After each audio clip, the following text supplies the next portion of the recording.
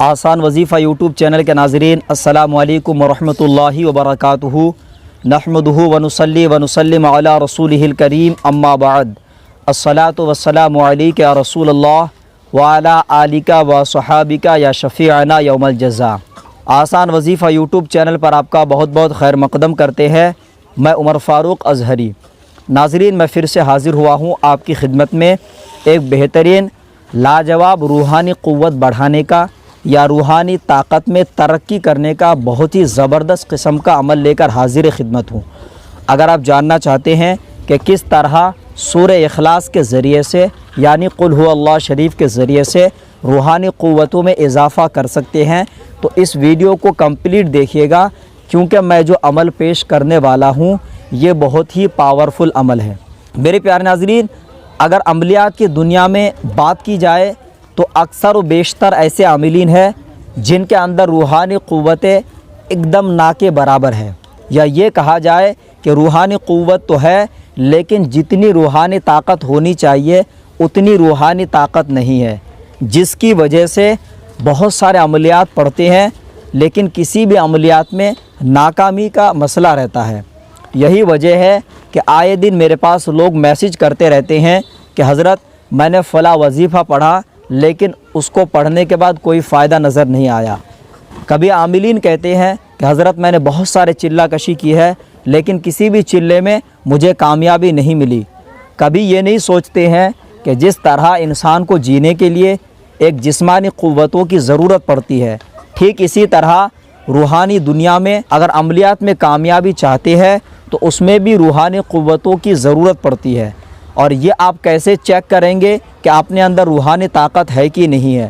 تو میرے نزدیک سب سے آسان طریقہ یہ ہے کہ جن کے اندر روحانی طاقت ہوتی ہے، جن کے اندر روحانی قوت اچھا خاصا رہتا ہے، تو وہ کوئی بھی عمل شروع کرتے ہیں تو عمل شروع کرنے کے 2-4 روز میں ہی مشاہدات نظر آتے ہیں، یا بعض اوقات ان کے جسم میں جھٹکا محسوس ہوتا ہے، یا آنکھوں کے سامنے کوئی چیز گھومتا ہوا نظر آتا ہے، یا رات میں جب سوتے ہیں سونے کے بعد خوابوں کا سلسلہ جاری ہو جاتا ہے۔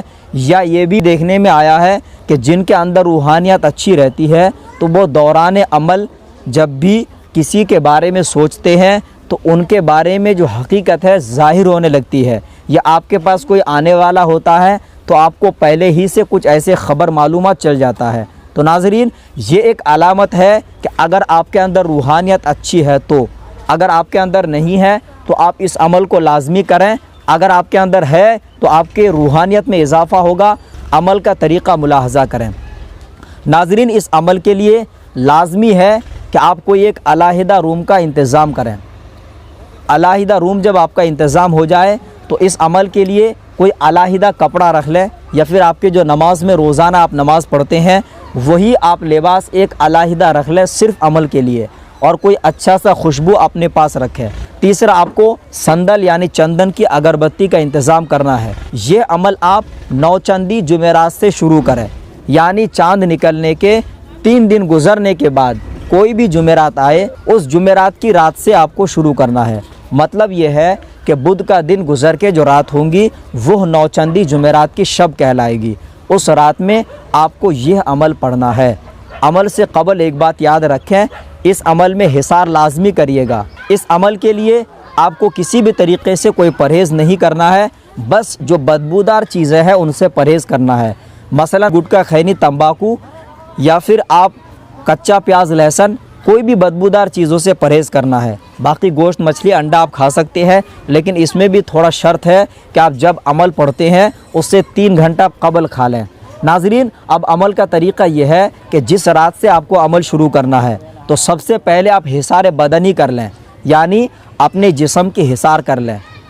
1 مرتبہ آیت الکرسی اور 3 مرتبہ چاروں قل پڑھتے ہوئے اپنے ہاتھوں میں دم کر کے پورے جسم پہ پھیر لیں، یہ آپ کا حصار بدنی ہو جائے گا۔ اس کے بعد آپ کو درود ابراہیم 11 مرتبہ پڑھنا ہے، پھر آپ کو سورہ اخلاص یعنی قل هو اللہ احد 500 مرتبہ پڑھنا ہے، پھر آخر میں درود ابراہیم 11 مرتبہ پڑھنا ہے۔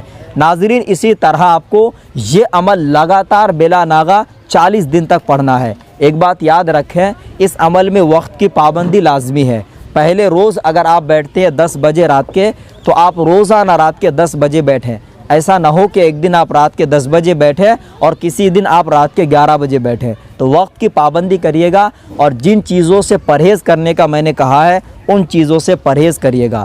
انشاءاللہ عز و جل یہ عمل اتنی پاورفل ہے کہ آپ کا 40 دن بھی پڑھنے کی ضرورت نہیں ہے. اس کے درمیان ہی آپ کے اندر روحانیت اتنی اچھی ہوں گی اور آپ کی جو قوت ہے روحانی اتنے بیدار ہو جائیں گے کہ آپ کے زبان میں تاثیر پیدا ہوگی, آپ کے ہاتھوں میں شفا ہوگا. اللہ کی بارگاہ میں اگر کوئی دعا کریں گے اللہ رب العزت آپ کی دعا کو قبول فرمائے گا. جب آپ روحانی طاقت بڑھانے کا عامل ہو جائیں گے تو اس کے بعد آپ کوئی بھی عمل پڑھیں گے انشاءاللہ آپ کو کامیابی ملے گی. اور اس عمل میں کامیابی کی سب سے بڑی علامت یہ ہے کہ جیسے جیسے عمل میں آپ کو کامیابی ہوتی جائے گی ویسے ویسے آپ کو جسم میں جھٹکا پن محسوس ہونا, سر بھاری ہونا, کندھے بھاری ہونا, آنکھیں بند کر کے جب مشاہدہ کریں گے تو کسی بھی چیز کا واضح ہو جانا یا دماغ میں اپنے آپ کوئی باتوں کا جواب آ جانا, یہ ساری علامتیں ہیں اس عمل میں کامیابی کی. میرے پیارے ناظرین, امید کرتے ہیں کہ یہ ویڈیو آپ کے لیے ہیلپ فل رہا ہے. ویڈیو اگر آپ کو اچھا لگے تو لائک کا بٹن ضرور دبائیں. چینل آپ نے ابھی تک ہمارا سبسکرائب نہیں کیا ہے تو اسی ویڈیو کے نیچے ریڈ کلر کے بٹن کو دبا کر سبسکرائب کریں تاکہ ایسے اچھے ویڈیو آپ کو ملتے رہے.